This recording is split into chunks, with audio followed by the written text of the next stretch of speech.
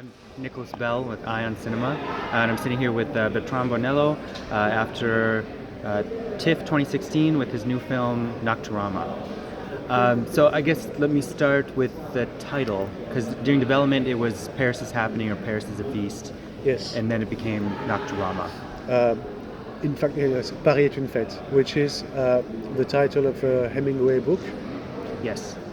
And after the drama of November 2015 in Paris, this book became a kind of symbol, and everybody was buying the book to offer to someone, and of course for me it was impossible to make a relationship between my film and what happened last year in Paris. So I had to change the title, and it was very difficult to find another one because I really loved it. And so I went to see my records, and I found this record of Nick Cave called Nocturama. Okay. And I like this title because it brings the film to something more close from dream and nightmare, which I think the film has also in it, and something more une part de fantasmagorie aussi. There's a part of fantasy as well. Yes. And so that's why it's called Nocturama. Okay. Well, I guess with music, in the two pronouncedly different segments of the film, which to me the first, while the act is about to happen, is all action, and the second part is more reaction. There's different musical selections for each, composed music for the first half, and then can you talk about your decisions with some of the soundtrack listings in the second half? Which songs, for example? Particularly, I think one of my favorite parts in the film is when they're first watching on screen the footage of what they've caused. It's the Willow Smith song that played With My Hair, yes. Which is a song by a young girl about nothing really, and how they are commenting on that rather than they're more enamored with speaking on that. Yeah, but I really like this contrast. I really wanted to find a very sugar pop light song, and this one is sung by a little girl, and they put the music, they like it, we like it, and then they turn the TV on, and this sound goes on these images, and for me the contrast is quite violent. It is, yes. Yeah. And this is exactly what I was searching for. The performance in drag by one character to My Way, I thought it was very interesting that is it Shirley Bassey? Yes, it is. Which I find interesting because the track is originally Claude Francois. Yes. But most in the West it seems like people just automatically assume it's Sinatra. But by having it Bassey, it's removed several times from the original source. And I think I prefer the orchestration of Shirley Bassey than Sinatra's. It's more. It's more Vegas. It's more violence and horns, and I really wanted to have something quite spectacular on this moment, and tragic at the same time.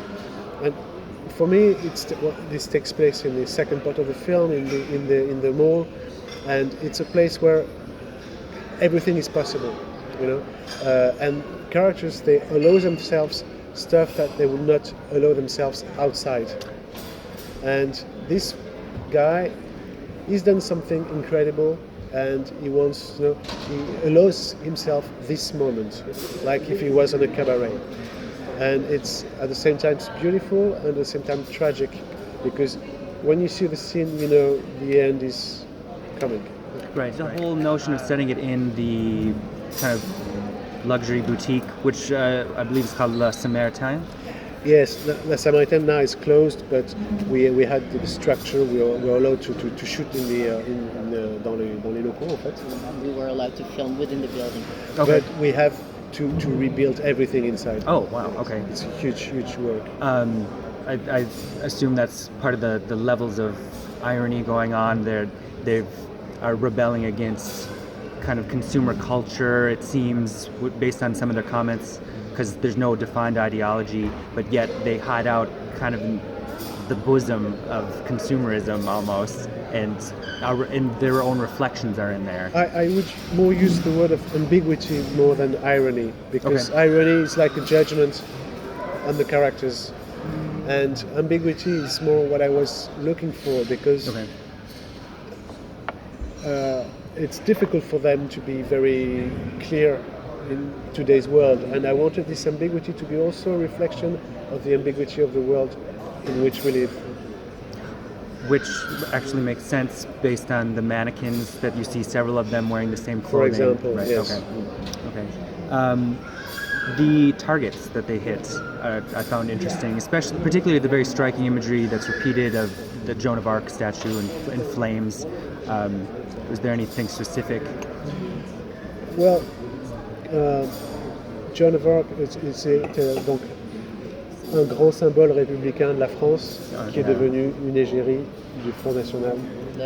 The symbol of Joan of Arc is a big representation of democracy and the republic values of France, but it also became the slogan and the symbol of the extreme right-wing party in France. Oh, okay. And I imagine that most people will find watching Nocturama very troubling for obvious reasons. But I couldn't help but thinking, as it's portrayed here, it's almost more troubling than what actually did happen in November with people that are easy to blame. A group. What's more troubling is trying to find the reason why. But what happened in November? It's people basically attacking symbols of freedom. Yes. And in my film, they're more or less attacking symbols of oppression. Terrorism can also be born out of just boredom, like idle hands. Yeah, it's where I think my film is quite contemporary. 40 years ago, in Europe, you had some very strong terrorist actions, but done with very strong ideological ideas of the world and une compréhension du monde assez claire. Very clear understanding of the world. Yes. You can agree or disagree, but it was quite clear. And today it's much more difficult to have a clear idea of how the world really functions. And I wanted the film to show that also. I also thought of the essayist film from 2012, Something in the Air, and I thought it was interesting how, because that's based on kids rebelling against the Vietnam era, and how we kind of accept why they did that, but the reaction to yours has been much more, and I'm meaning off of why you weren't accepted at Cannes. It seems people are having a hard time watching something so contemporary that seems to be speaking to what's going on now. I guess the question I'm trying to ask is,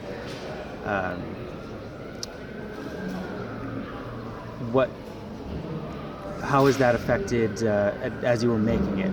Because you were in post-production, I believe, when it happened in November, right? Yes. Okay. The first cut was finished.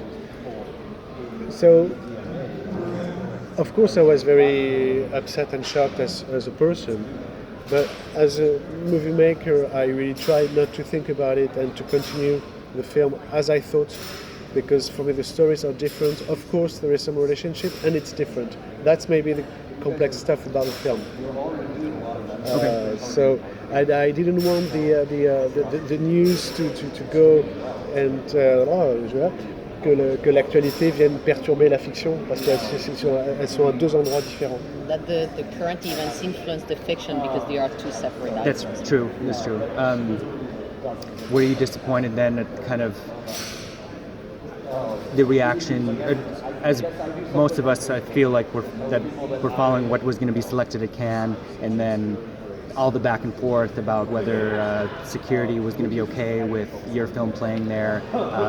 I guess maybe it would have been a little tricky to show the film at Cannes this year. It seemed like, but I feel like it would have made a strong statement too. I am not the one who decides. Because I would have loved to have seen this compete, but it is competing here in platform. Yes.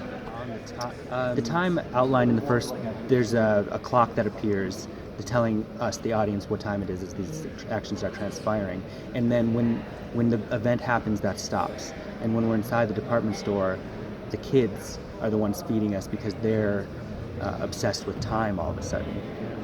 Can you comment on the effects of that?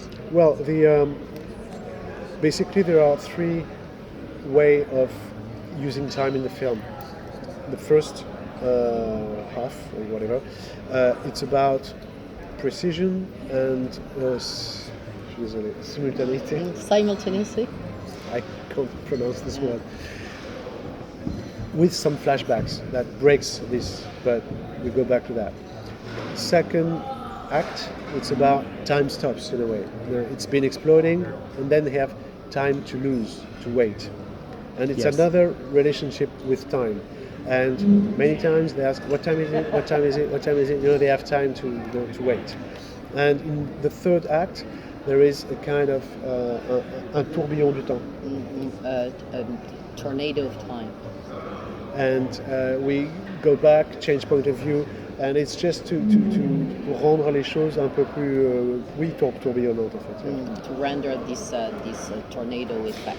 Where some of the fantasy kind of comes in, where they're imagining they're the ringleader, so to speak.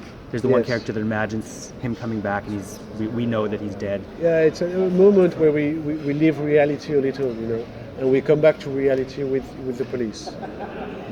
Casting, there's a lot of familiar faces in there, like young actors up and coming in France. What was the process like for deciding who was playing what? Well, I had 10 people to find, and I said to myself a little theoretically, 5 of them I would pick them, some people who had a little experience, and 5 of them really non-actors, and try to mix this like that with different music. So I watched all the films with young actors, and I met a lot of people, and I picked 5. And for the other, we went to see, on est allé voir dans des milieux un peu politisés, des gens qui vont dans des manifs assez radicales. We went to see people in like politicized background, to see people who would be a little more radicalized, being involved in demos. So they have a kind of conscience of what the film would tell. They're aware of what the content. I think a lot of your films seem to have automatically seem to inspire kind of some divisiveness. Some what? Divisiveness, like controversial almost. Like House of Pleasures, I feel like it. At least House of Pleasures and Saint Laurent are very decadent, and I feel like if you tried to make Tiresias now, it would come under a whole different plane of criticism based on casting and trans issues. But is that what attracts you initially to a project? I don't think this way, because I don't know.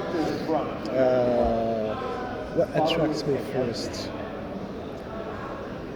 I think it's the intuition that you have a film after, which is quite rare, And after, I'm not searching for controversy or anything. It's just the way it happens. I don't know. What was what started your interest in what became Nocturama?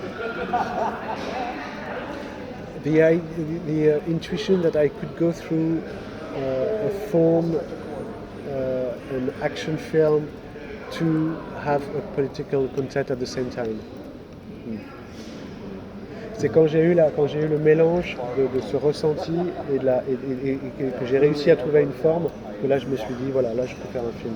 It's when I found a blend between what I was feeling and the shape I wanted to give it to, and then I was thinking, then I hold a movie, I have my picture. And Finnegan Oldfield, I don't remember his character's name, but he invites the homeless man and his wife in there, who kind of get caught up as innocents, so to speak, in this situation. I found them kind of very interesting accent to the dynamic of the children. And was that always a part of it, or? Yeah, I felt that, they have ils ont un plan, ils ont un programme, Et à un moment, je cherchais quelque chose pour enrayer un petit peu ça. Donc c'est forcément quelque chose qui vient de l'extérieur, qui vient à l'intérieur. They had a program at the time. I wanted to mix all that, so it had to be something that was coming from the outside to the inner world. Okay. And this idea of, as you said, innocence was perfect. You know, these people, they didn't ask nothing. They have been offered to go inside, have some clothes, some food, and they will die of that. This opened in theaters in France already. Yeah, 10 days ago. Right. And how has the reaction been there? Well, from the press, basically like 80% very, very good, 20% very tough, but I'm used to that, it's okay. Okay. But basically very good. And after from the audience, a lot of discussions, a lot of debates on the net, a lot of blogs, and they're talking a lot about the film, and still now. Which is exactly why I think it should have played at Cannes, but yes, I feel like I've talked about this film with more than any other recently. But thank you for taking the time to meet with me. I thought it was a beautiful, troubling film, and I'm sure as we close the festival here, hopefully more buzz will be generated about it. I'm sure. I hope so. Thanks a lot. Thank you.